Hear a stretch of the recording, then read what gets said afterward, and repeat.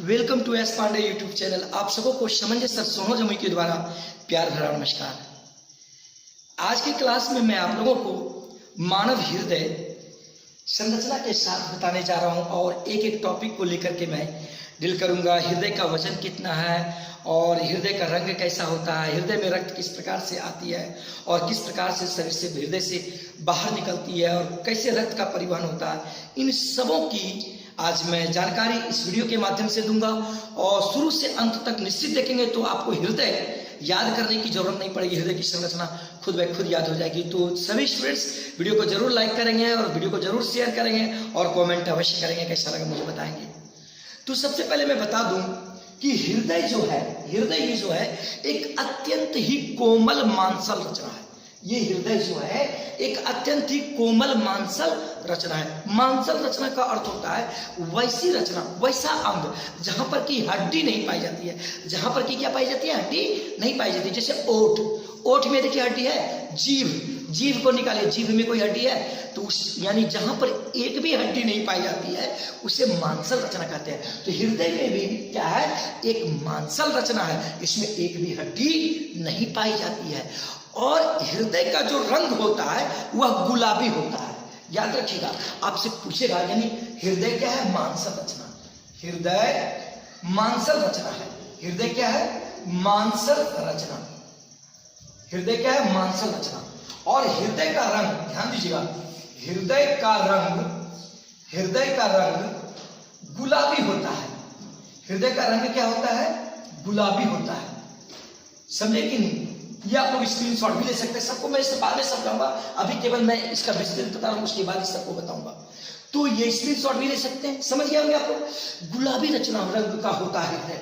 और हृदय जो है, याद रखिएगा, ये जो मानव शरीर यानी एक वयस्क मनुष्य का हृदय का जो वजन होता है, जो वयस्क मनुष्य होता है, यानी कह सकते हैं कि 18 वर्ष की उम्र सीमा पार कर जाने के बाद उस समय को समझे कि एक स्वस्थ वयस्क मनुष्य का हृदय का जो वजन होता है, हृदय का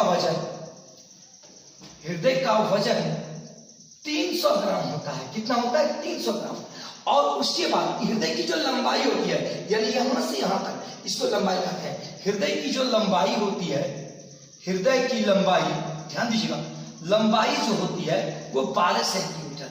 यानी हृदय की जो लंबाई होती है वह क्या होती है? 12 सेंटीमीटर। और चौड़ाई किसकी? हृदय की चौड़ाई जो होती है 9 सेंटीमीटर। आप लोग ध्यान दीजिएगा, हृदय का जो वजन होता है वह 300 ग्राम और हृदय की जो लंबाई होती है, लंबाई यानी यहां से यहां तक, वो 12 सेंटीमीटर। और चौड़ाई यानी हृदय की जो चौड़ाई होती है वो लगभग अप्रोक्सीमेटली वो 9 सेंटीमीटर हृदय की चौड़ाई होती है। समझे कि नहीं? अब ध्यान दीजिएगा, हृदय जो है पेरिटोनियम की दोहरी झिल्ली के अंदर बंद होता है। हृदय जो है, ध्यान दीजिएगा, आप लोग इसे नोट करते चले जाएंगे। ध्यान दीजिएगा, हृदय क्या है? हृदय पेरिटोनियम की दोहरी झिल्ली के अंदर रहता है।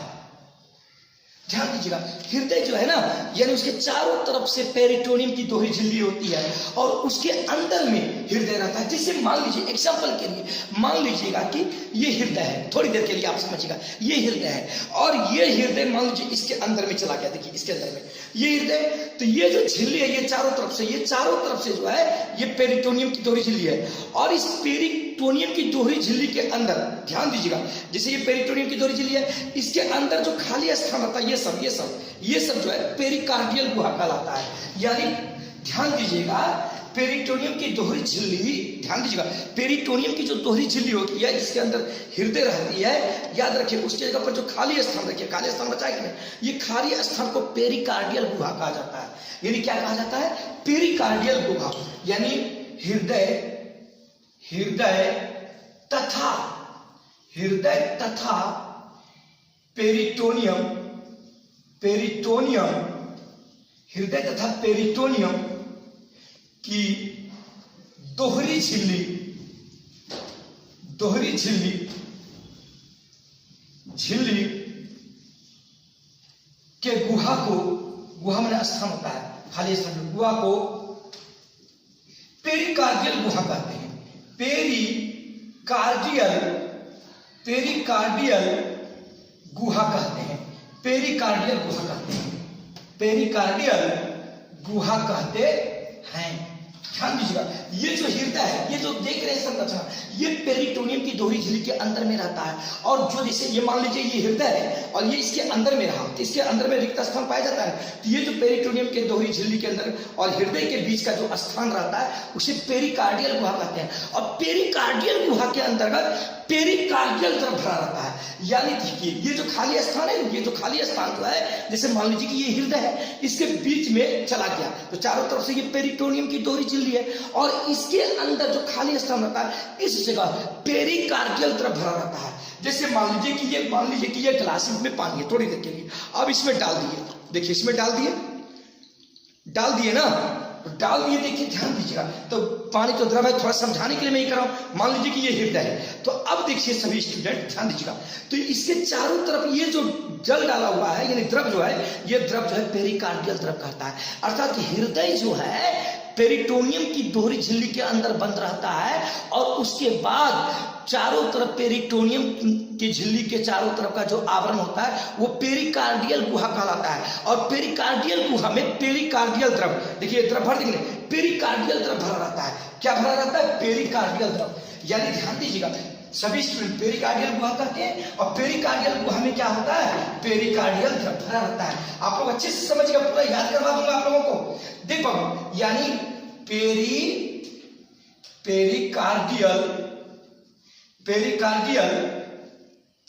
गुहा में पेरिकार्डियल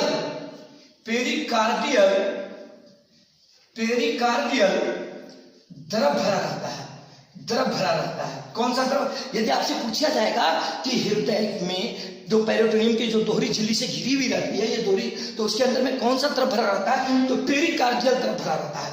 क्या रहता है? पेरिकार्डियल द्रव भरा रहता है। कौन सा द्रव भरा रहता है? पेरिकार्डियल द्रव भरा रहता है। जैसे देखिएगा इसमें है ना, ये जो द्रव कहलाएगा वो पेरिकार्डियल द्रव।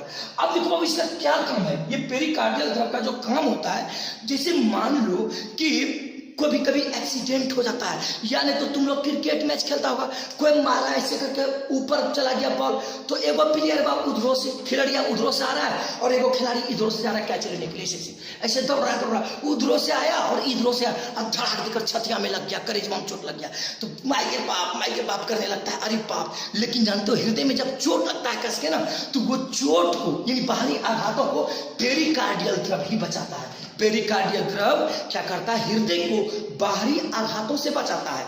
और उसके बाद ध्यान देना, बाहरी आघातों से बचाने के बाद ध्यान दीजिएगा, जो बाहरी आघातों से बचाता है उसके बाद ध्यान दीजिएगा हृदय की घर्षण की गति को भी वो कम करता है और हृदय को सुरक्षित रहता है। और याद रखिएगा, यानी पेरिकार्डियल द्रव जितना दूर तक भरा रहता है, जैसे देखिएगा ये हृदय है, जैसे ये देखिए हृदय है ना, अब देखिए यहां से यहां तक ये हृदय है, पेरिटोनियम की चारों तरफ से पेरिटोनियम की झिल्ली से घिरा हुआ है और बीच में पेरिकार्डियल द्रव है, तो ये पूरा जो आवरण बनाता है इसको पेरिकार्डियम कहता है। अर्थात पेरिकार्डियल द्रव से और पेरिटोनियम दोहरी से झिल्ली से घिरे हृदय के आवरण को पेरिकार्डियम या हृदयावरण कहते हैं। क्या कहते हैं बाबू? ध्यान दीजिएगा सभी स्टूडेंट, क्या कहते हैं? यानी जिसमें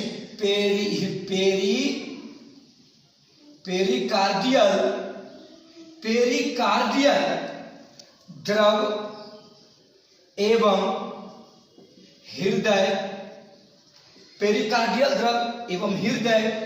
तथा पेरिटोनियम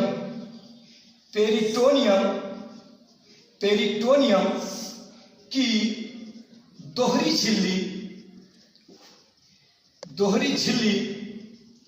दोहरी झिल्ली से घिरे क्षेत्र को पेरिकार्डियम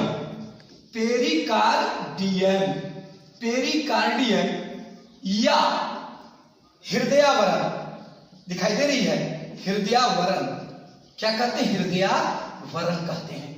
ध्यान दीजिएगा, अभी मैं ये पूरा भी तो हृदय का चर्चा ही कर रहा हूँ, फिगर नहीं बता रहा हूँ, फिर फिगर का बटे बट चीज बताऊंगा तुम लोगों को। ध्यान देना, यानी कि जिसमें हृदय रहती है, ध्यान दीजिएगा, जैसे हृदय इसमें रहती है, चारों तरफ से पेरिटोनियम की डोरी झिल्ली है और बीच में पेरिकार्डियल द्रव है, तो इन सबों के भागों को पेरिकार्डियम या हृदयावरण कहते हैं। देख बाबू, हृदय का वजन कितना होता है, 300 ग्राम, लेकिन हृदयावरण का जो वजन होता है वो 375 ग्राम, यानी 75 ग्राम बढ़ जाता है। ध्यान देना सभी स्टूडेंट, ध्यान देना, यानी हृदयावरण जब पेरिटोनियम, जैसे मान लो ये हृदय है, थोड़ी देर के लिए ये हृदय है, तो इसका जो वजन है 300 ग्राम, इसका जो वजन है कितना, 300 ग्राम, लेकिन जब यह पेरिटोनियम की दोहरी झिल्ली के अंदर में बंद रहता है तब वो हृदयावरण बनता है। जैसे ये बन गया हृदयावरण, तो इसका जो वजन हो जाएगा वो 375 ग्राम। तो आपसे पूछा जाएगा, ध्यान दीजिएगा, यानी पेरिकार्डियम, ध्यान दीजिएगा सभी स्टूडेंट, ध्यान दीजिएगा सभी स्टूडेंट्स, पेरिकार्डियम, पेरिकार्डियम, पेरिकार्डियम यानी हृदयावरण, हृदयावरण का वजन 375 ग्राम होता है, 375 ग्राम होता है। इसका मतलब 300 ग्राम तो आपका क्या हो गया, हृदय हो गया, और 75 ग्राम जो है इधर यानी पेरिटोनियम की दोहरी झिल्ली हुई, पेरिकार्डियल द्रव हुआ, ये सब 75 ग्राम मिलकर के होता है, यानी 375 ग्राम होता है। अब ध्यान दीजिएगा, अब हृदय जो है, हृदय को यानी हृदय को केंद्रीय पंप अंग भी कहते हैं। हृदय को क्या कहते हैं, केंद्रीय पंप अंग भी कहते हैं, क्योंकि हृदय जो है 1 मिनट में, बाबू ध्यान देना, हृदय जो है, हृदय को केंद्रीय पंप अंग क्यों कहा जाता है, मैं आप लोगों को फिर से विस्तृत जानकारी दूंगा। हृदय जो है 1 मिनट में, यानी 1 मिनट में, ध्यान दीजिएगा, 1 मिनट में 70 मिलीलीटर रक्त पंपित करता है। 1 मिनट में 70 मिलीलीटर रक्त पंपित करता है, और एक दिन में, इसका मतलब जब निकालेंगे तो एक दिन में 7600 लीटर हो जाएगा। कितना हो जाएगा, 7600 लीटर, यानी एक दिन में जो है हृदय जो है एक दिन में 7600 लीटर रक्त पंपित करता है। इसका मतलब 7600 लीटर का मतलब होता है 2000 गैलन, 2000 गैलन। आप लोग जानते होंगे गैलन यानी जो जिसमें कि तेल लेते हैं ना, एक गैलन कहते हैं, यानी एक दिन में 2000 गैलन रक्त यानी पंपित कर लेता है। और अपने पूरे जीवन काल में लगभग 66 वर्ष का उम्र का जीवन काल में, 66 वर्ष, ध्यान दीजिएगा, यानी एवरेज निकाला गया है। यदि 66 वर्ष तक कोई व्यक्ति जीवित रहेगा, कितना, 66 वर्ष तक यदि कोई व्यक्ति जीवित रहेगा तो वो अपने हृदय से 200 मिलियन रक्त पंपित करेगा, 200 मिलियन रक्त पंपित करेगा। 1 मिलियन बराबर 10 लाख, यानी 200 मिलियन रक्त अपने जीवन काल में यदि वह 66 वर्ष बच जाता है तो वह हृदय जो है रक्त पंपित करता है। समझ में आ रही है आप लोगों को। और याद रखिएगा आप लोग सभी विद्यार्थी, यानी 1 मिनट में हमारा जो हृदय है, ये हृदय जो है 1 मिनट में, कितना मिनट में, 1 मिनट में 500 मिलीलीटर रक्त, 1 मिनट में, याद रखिएगा, यानी हमारा जो हृदय है 1 मिनट में 500 मिलीलीटर रक्त सभी जगह शरीर के दूसरे अंगों के पास पहुंचाता है।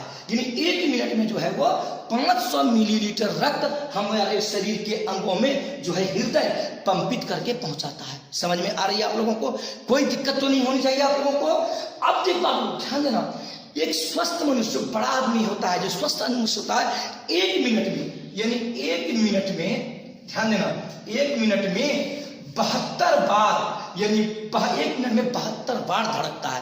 कितना बार, 72 बार, ध्यान दीजिएगा, 72 बार 1 मिनट में। जो वयस्क व्यक्ति होता है, जो स्वस्थ व्यक्ति होता है, 1 मिनट में हृदय जो है 72 बार धड़कता है। और जो बच्चा होता है, जो शिशु अवस्था में होता है, वह 1 मिनट में, जो बच्चा होता है यानी जो शिशु होता है, वह 1 मिनट में उसका हृदय यानी 1 मिनट में जो है वो 102 बार, 102 बार, याद रखिएगा, जो बच्चा होता है उसका धड़कन जो है 1 मिनट में कितना बार, 102 बार धड़कता है। कितना बार धड़कता है, 102 बार धड़कता है। इसका मतलब ध्यान दीजिएगा, एक जो कोई भी व्यक्ति 66 वर्ष तक यदि जिंदा रह गया, याद रखिएगा, कितना वर्ष तक, 66 वर्ष तक जिंदा रह गया, इसका मतलब 2.5 बिलियन बार उसका हृदय धड़केगा। कितना बार धड़केगा? 2.5 बिलियन बार हृदय धड़केगा। तो आप समझ गए कि हृदय के बारे में तो आप लोग समझ गए। अब देख बाबू कि हृदय में रक्त कैसे जाती है। अभी मैं केवल बताया कि हृदय कैसे काम करता है, नहीं करता है। और उसके बाद याद रखना, ध्यान देना बाबू सभी स्टूडेंट। अब देखिए हमारे हृदय के जो बना हुआ है, इसके परत यानी इसके स्तर को 3 भागों में बांटा गया है। एक भाग को एपिकार्डियम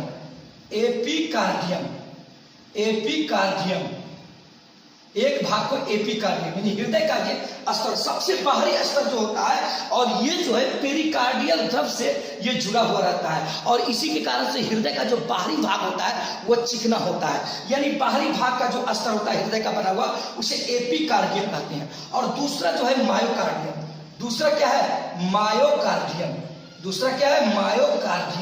याद रखिएगा, हृदय का जो दूसरा भाग है उसको मायोकार्डियम है। और इस मायोकार्डियम भाग के स्थान पर ही यानी रक्त जो होता है हृदय में पंपित होता है।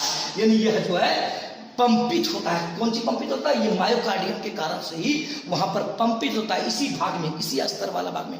और तीसरा जो है एंडोकार्डियम, यानी एंडोकार्डियम। ध्यान दीजिएगा, तीसरा जो भाग हृदय का है वो एंडोकार्डियम। और यह हृदय के सबसे आंतरिक परत को कहा जाता है। और ये आंतरिक परत को चिकना बनाता है, पूरा चिकना रहता है ये परत के कारण से। इस कारण से जब रक्त पंपित होता है ना, तो इसका मतलब हृदय के आंतरिक अंगों में रक्त नहीं सटता है। यदि रक्त अंदर में सट जाएगा तो जानते हो हार्ट अटैक हो जाएगा। तो वो सटने नहीं देता है एंडोकार्डियम के कारण से, ये क्योंकि उसका चिकना बनाता है, इसके कारण से वो चिकना होता है। तो आप लोगों से यदि पूछा जाएगा कि हृदय के परतों को कितने स्तर में बांटा गया, तो 3 स्तर में। एक एपिकार्डियम, दूसरा मायोकार्डियम और तीसरा एंडोकार्डियम। सबसे हृदय की बाहरी परत जो है एपिकार्डियम है, और ये हृदय के बाहरी भागों को यह चिकना बनाता है। और ये झिल्ली जो होती है पेरिटोनियम की दोहरी झिल्ली के अंदर में जो पेरिकार्डियल द्रव बना रहता है, उसके साथ ये संपर्क में रहता है। और दूसरा है मायोकार्डियम। और इस मायोकार्डियम के कारण से ध्यान दीजिएगा, मायोकार्डियम के स्थान पर जो परत बनती है वहीं पर रक्त पंपित होती है, यानी हृदय का, समझे कि ना। और तीसरा जो है एंडोकार्डियम है। एंडोकार्डियम वाला स्थान में जो होता है सबसे हृदय का आंतरिक परत होता है। और इस परत के कारण से जानते हैं ना, हृदय का आंतरिक परत होता है, चिकना होता है। और जब रक्त पंपित होता है तो उस जगह रक्त जमने नहीं देता है, उस जगह वह सब रक्त को निकाल देता है। तो ये समझ गए होंगे। अब देखो हृदय में रक्त का जो परिवहन होता है वो कैसे होता है वो बताते हैं। अब देखो सबसे पहले देखो पूरे हृदय को मानव हृदय को 4 भागों में बांटा गया है। मानव हृदय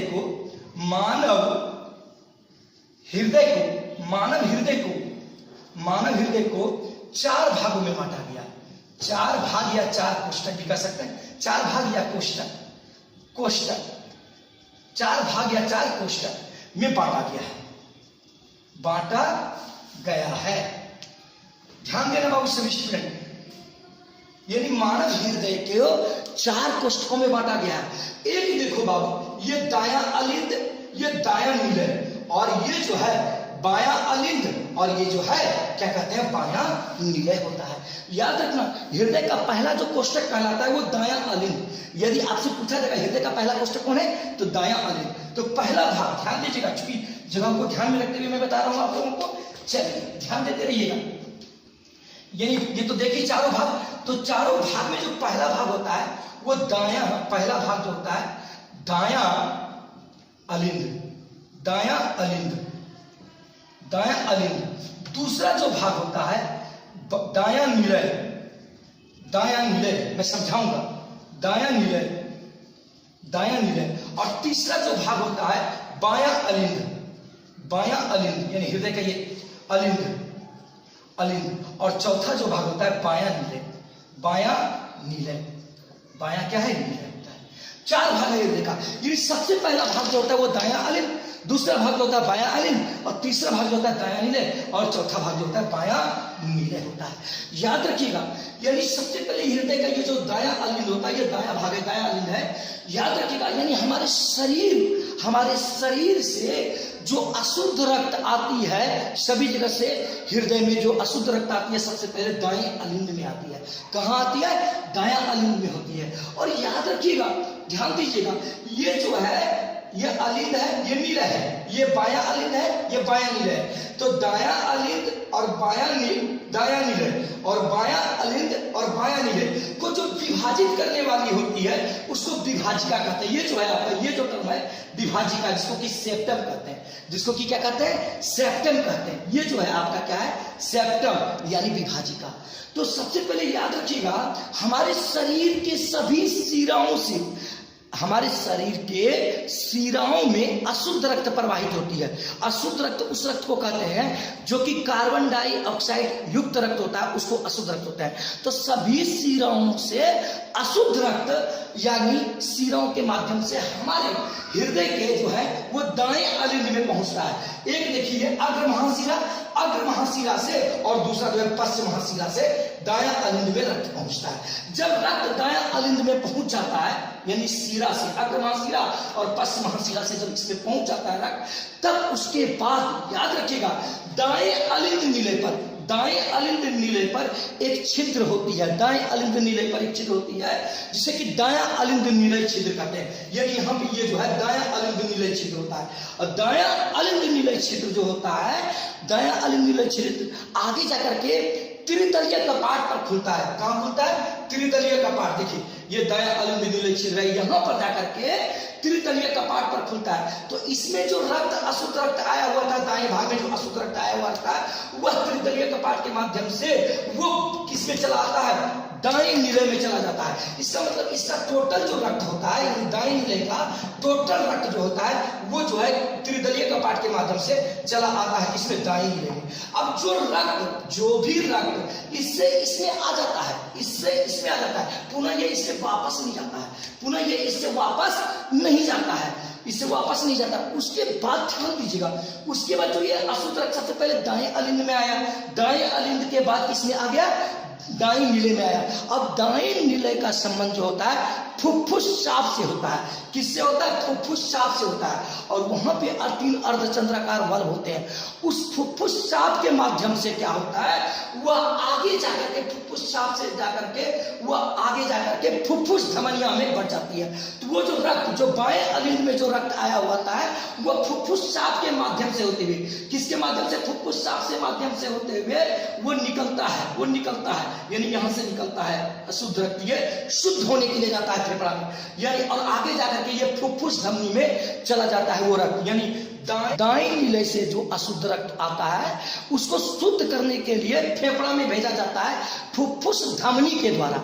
किसके द्वारा, फुफ्फुस धमनी के द्वारा। याद रखिएगा धमनी में शुद्ध रक्त बहती है, लेकिन मात्र एक धमनी जो है फुफ्फुस धमनी में अशुद्ध रक्त बहती है। इसका मतलब नीले से जो रक्त निकलती है फुफ्फुस चाप से होते हुए जाकर के फुफ्फुस धमनी से होते हुए यानी फुफ्फुस धमनी से होते हुए जाकर के ये चला जाता है फेफड़ा में। फुफ्फुस धमनी से चला जाता है, मान लीजिए फेफड़ा यहाँ, ये फेफड़ा में शुद्ध होने के लिए चला जाता है। कहाँ चला जाता है रक्त शुद्ध होने के लिए, फेफड़ा में चला जाता है रक्त शुद्ध होने के लिए। और फेफड़ा में जब रक्त शुद्ध होता है तो भाई शुद्ध रक्त कहते हैं किसको है, यानी शुद्ध रक्त उस रक्त को कहते हैं, शुद्ध रक्त उस रक्त को कहते हैं जिसमें कि ऑक्सीजन युक्त रक्त होता है, जिसमें ऑक्सीजन मिला हुआ रहता है, इसमें कार्बन डाइऑक्साइड न मिला हुआ रहता है। जब रक्त फेफड़ा में शुद्ध होता है तो फेफड़ा का संबंध जो होता है वो फुफ्फुस शिरा से होता है। देखिए तब वहां पर देखिएगा बाएं अलिंद का संबंध जो होता है वो फुफ्फुस शिरा से होता है। देखिए ये फुफ्फुस शिरा है और फुफ्फुस शिरा जो है वो फेफड़ा से कनेक्टेड रहता है। जो भी शुद्ध रक्त होता है वो फेफड़ा से ग्रहण करके हृदय में पुनः बाएं अलिंद में पहुंचाता है, यानी शुद्ध रक्त हृदय के बाएं भाग में पहुंच जाता है। शुद्ध रक्त कहां पहुंच जाता है, हृदय के बाएं भाग में पहुंच जाता है। ये शुद्ध फेफड़ा से जब शुद्ध हो जाता है रक्त और तो फुफ्फुस शिराओं के माध्यम से, याद रखिएगा सभी शिराओं में अशुद्ध रक्त प्रवाहित होती है, जितनी भी शिराएं होती है सबों में अशुद्ध रक्त होती है प्रवाहित, लेकिन मात्र फुफ्फुस शिरा ही एक ऐसा है जिसमें कि शुद्ध रक्त प्रवाहित होती है। तो फेफड़ा से शुद्ध रक्त जो होता है वो फुफ्फुस शिरा से होते हुए आकर के प्रवेश कर जाता है हृदय में। आकर के प्रवेश किस में कर जाता है? हृदय में। और हृदय के किस भाग में? बाएं अलिंद में पहुंच जाता है। तो बाएं अलिंद में जब बाएं अलिंद में जब रक्त पहुंच जाती है, तो बाएं अलिंद में जब रक्त पहुंच जाती है, तब उसके बाद बाएं अलिंद नीले पर यानी यहाँ पे, यानी बाएं अलिंद नीले पर बायां अलिंद निलय छिद्र होता है। बाएं अलिंद नीले पर बायां अलिंद निलय छिद्र होता है। और बायां अलिंद निलय छिद्र जो होता है वह आगे जाकर के द्विदलीय कपाट, ये देखिए द्विदलीय कपाट है, द्विदलीय कपाट पर जाकर के खुलती है। जो बाएं अलिंद में जो शुद्ध रक्त आया हुआ रहता है, वह शुद्ध रक्त जो होता है वह जाकर के किस में चला आता है? नीले में चलाया जाता है। यानी किसमें? बायां नीले में चला जाता है। बायां नीले में चला आता है वो सूत्र, इसमें चलाता है। याद रखिएगा, हृदय का जो चारों भाग है, उस चारों भागों में से सबसे बड़ा भाग जो होता है वो बायां नीले होता है। यदि आपसे पूछा जाएगा हृदय का चारों कोष्ठक में से सबसे बड़ा भाग किसका होता है, तो वो बायां नीले का होता है। क्यों? क्योंकि बायां नीले में रक्त को पंपित करके हमारे शरीर के सभी भागों तक पहुंचाना पड़ता है। याद रखिएगा, इसीलिए बायां नीले जो होता है सबसे बड़ा, हृदय का सबसे बड़ा भाग कहलाता है। याद रखिएगा। अब देखो, जब रक्त जो है बाएं नीले में पहुंच जाता है, तो पुनः दाएं नीले से रक्त जो होता है वो बाएं अलिंद में नहीं पहुंचने देता है।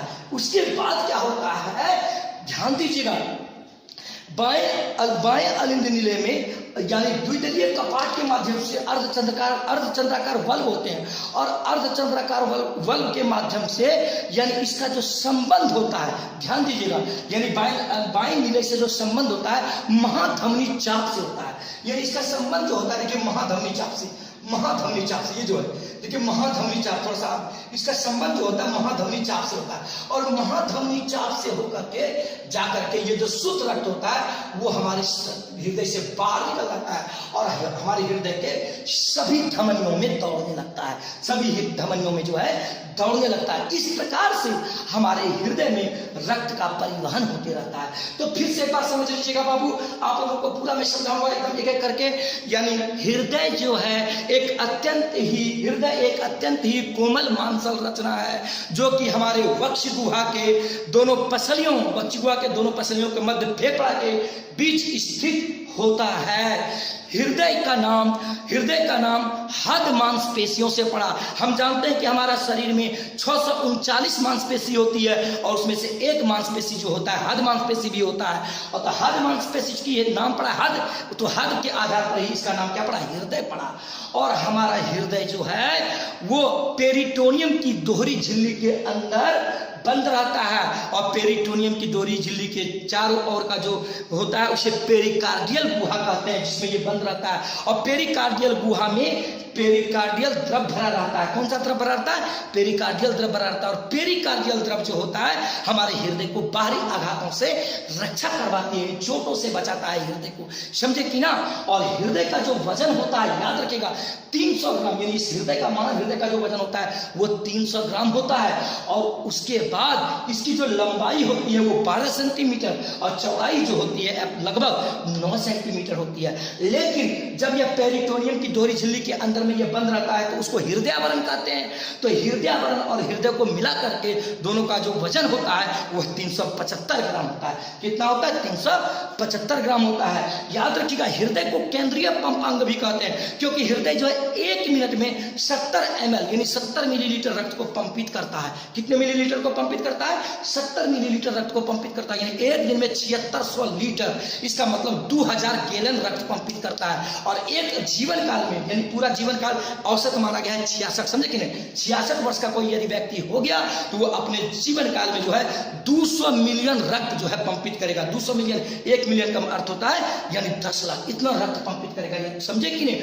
उसके बाद ध्यान दीजिएगा, हृदय जो है, ये हृदय का जो धड़कन होता है, याद रखिएगा, हृदय का जो धड़कन होता है एक स्वस्थ व्यक्ति के लिए यानी जो है 72 बार धड़कता है। लेकिन जब शिशु रहता है, बच्चा रहता है, तो 1 मिनट में उसका जो धड़कन धड़कता है वो 102 बार धड़कता है। कितना बार धड़कता है? 102 बार। और यदि कोई भी व्यक्ति यदि 66 वर्ष की उम्र सीमा को यदि पार कर चुका है तो 2.5 बिलियन बार उसका धड़केगा। बिलियन का मतलब होता है अरब, 2.5 अरब बार उसका धड़कन जो है धड़केगा, समझे कि नहीं। और याद रखिएगा हृदय का जो रंग होता है वह क्या होता है, गुलाबी होता है। और हृदय का जो स्तर बनाया गया उसको हृदय के 3 स्तर को बनाया गया, एपिकार्डियम, मायोकार्डियम और देखिए एंडोकार्डियम। एपिकार्डियम जो है हृदय का सबसे बाहरी परत कहलाता है और उसका संबंध जो होता है वो पेरिकार्डियल द्रव से होता है। इसी एपिकार्डियम के कारण से ही हृदय का जो बाहरी परत होता है वो चिकना होता है। बाहरी परत क्या होता है, चिकना होता है। और बीच वाला जो मध्य वाला भाग होता है उसको मायोकार्डियम कहते हैं। बीच वाले हृदय के परत को मायोकार्डियम कहते हैं। और मायोकार्डियम जो होता है वह उसी स्थान पर जाकर के हृदय जो है पंपित होती है और रक्त को जो है निकालते हैं। याद रखिएगा 1 मिनट में हृदय जो है 500 मिलीलीटर रक्त जो है हमारे शरीर के विभिन्न अंगों तक पहुंचाती है, बहुत विभिन्न अंगों तक पहुंचाती है। उसके बाद ध्यान दीजिएगा मायोकार्डियम, उसके बाद जो है यानी एंडोकार्डियम, हृदय का सबसे अंतिम जो आंतरिक स्तर होता है उसको एंडोकार्डियम कहते हैं। और एंडियोकार्डियम जो है यानी आंतरिक स्तर को चिकना बना देता है, वह चिकना सतह होता है पूरा। क्योंकि जब रक्त पंपित होती है, यदि पंपित होने के बाद रक्त यदि उस जम जाएगा, उसका रह जाएगा तो दिक्कत हो। चिकना रहने के कारण से वहां रक्त जो है जम ही नहीं पाता, वो जो है हट जाता है रक्त, जिसके कारण से हृदय सुरक्षित रहता है। और ध्यान दीजिएगा हृदय को जो है कुल मिलाकर के 4 भागों में बांटा गया है। हृदय को कुल मिलाकर के कितने भागों में बांटा गया, 4 भागों में। यानी पहले भाग को दायां अलिंद, दूसरे भाग को दायां निलय और तीसरे भाग को जो है बायां अलिंद और चौथे भाग को जो कहा गया है वो कहा गया बायां निलय। याद रखिएगा यानी दाएं वाले भाग की जो है ना वो एरिया जो होती है वो कम होती है। हृदय का जो दायां भाग होता है उसका सतह जो है कुछ कम होता है। क्यों उसका सतह कम होता है, क्योंकि उसका सतह इसलिए कम होता है कि दायां वाला भाग का सतह, क्योंकि यहां से रक्त को पंपित करके केवल फेफड़ा तक ही पहुंचाना पड़ता है शुद्ध होने के लिए, फेफड़ा तक ही पहुंचाना पड़ता है शुद्ध होने के लिए। लेकिन बाएं भाग की जो सतह होती है वो थोड़ा अधिक होती है, उसका क्षेत्र सतह अधिक होता है, क्योंकि वहां पर रक्त को पंपित करके शरीर के सभी भागों तक उसको रक्त को पहुंचाना पड़ता है। इसीलिए उसको पंपित करने के लिए अधिक जगह की आवश्यकता होती है। इसलिए बाएं वाले भाग को जो है अधिक सतह होती है हृदय की, समझे कि नहीं। और एक बात ये याद रखिएगा कि हृदय का जो दायां भाग होता है, हृदय का जो दायां भाग होता है उसमें अशुद्ध रक्त प्रवाहित होती है। यानी यहां से देखिए, क्योंकि दाएं अलिंद में यानी अग्र महाशिरा और पश्चिम महाशिरा से शरीर में जितना भी शिरा होता है उन शिराओं से अशुद्ध रक्त जाके प्रवेश करती है, किसमें, दाएं अलिंद में प्रवेश करती है। जब दाएं अलिंद में प्रवेश कर जाती है तो उसके बाद यह अशुद्ध रक्त जो है वो चला आता है किसमें, दाएं निलय में चला आता है। और चूंकि वहां पर ध्यान दीजिए कैसे आता है, दाएं अलिंद निलय पर यानी यहाँ पर दाएं अलिंद निलय पर एक छिद्र होती है और यह आगे जाकर के त्रिदलीय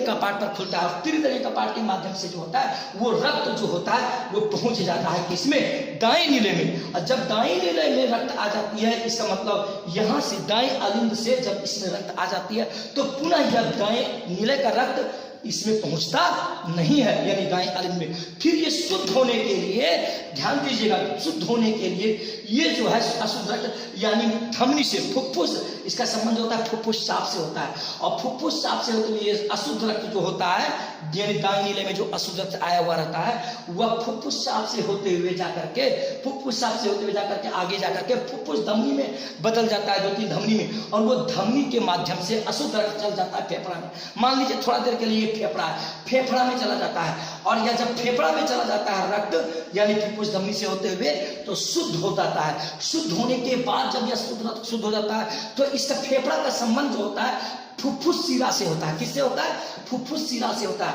और फिर देखिए ये फुफ्फुस शिरा से होते हुए ये चला आता है रक्त फिर हृदय के बाएं अलिंद में, यानी फेफड़ा में जब शुद्ध हो जाता है तो इस फुफ्फुस शिरा के माध्यम से जो होता है शुद्ध रक्त जो होता है हृदय के बाएं अलिंद में पहुंच जाता है। हृदय के कहां पहुंच जाता है, बाएं अलिंद में पहुंच जाता है। और जब यह बाएं अलिंद में हृदय में रक्त पहुंच जाती है, शुद्ध रक्त जब पहुंच जाती है, उसके बाद यहाँ पे बाएं अलिंद निलय पर, किसमें बाबू, बाएं अलिंद निलय पर एक छिद्र होती है जिसे बाएं अलिंद निलय छिद्र कहते हैं। उसका द्विदलीय कपाट होती है, यहाँ पे द्विदलीय कपाट होती है। और इस द्विदलीय कपाट, ध्यान दीजिएगा, द्विदलीय कपाट के माध्यम से शुद्ध रक्त जो होता है वह बाएं निलय में पहुंच जाता है। तो चूंकि बाएं निलय से ही रक्त को शरीर में भेजना पड़ता है, इसीलिए रक्त हृदय का सबसे जो बड़ा भाग होता है वो बायां नीले होता है, उसके बाद शुद्ध रक्त यहाँ पर आ जाता है। तो देखिए यहाँ भी शुद्ध रक्त रहा, यहाँ भी शुद्ध रक्त रहा, इसी के कारण से हृदय के बाएं भाग में जो है शुद्ध रक्त और दाएं भाग में जो होता है अशुद्ध रक्त। जब यहाँ पर बाएं नीले में जब शुद्ध रक्त आ जाती है तो ये रक्त पुनः क्या होती है, यानी महाधमनी चाप के माध्यम से, इसका बाएं नीले का संबंध महाधमनी चाप से होती है और महाधमनी चाप से होकर के वो सभी हृदय से बाहर निकल जाती है। हृदय से कहाँ निकल जाती है, बाहर निकल जाती है और सभी धमनियों में शुद्ध रक्त प्रवाहित होती रहती है। इस प्रकार हम देखते हैं कि हमारे हृदय में 2 बार रक्त पर आती है और 2 बार निकलती है। देखो कैसे, एक बार देखो यहाँ से अशुद्ध रक्त जो है, यानी अशुद्ध रक्त इसमें पहुंची कि नहीं हृदय में, उसके बाद फिर देखो एक बार इससे हृदय से निकला कि नहीं,